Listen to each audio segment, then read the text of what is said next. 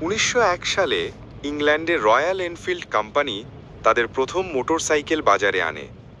এটি দেখতে অনেকটা সাইকেলের মতো ছিল, তবে সামনের অংশে বসানো হয়েছিল ২৩৯ সিসি সিঙ্গেল সিলিন্ডার ইঞ্জিন।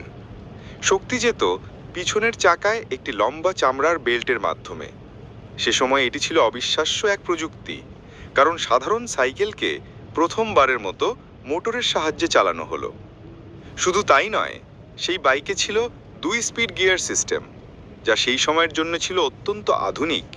ওজন ছিল খুব হালকা, আর গতি ছিল প্রায় ২০ থেকে ২৫ মাইল প্রতি ঘন্টা।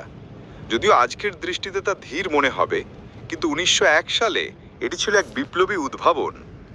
এই ছোট্ট মোটরসাইকেল থেকেই শুরু হয় রয়্যাল এনফিল্ডের যাত্রা। পরে তারা তৈরি করে কিংবদন্তি বুলেট, যা আজও ভারতের সবচেয়ে জনপ্রিয় মোটর বাইকের একটি।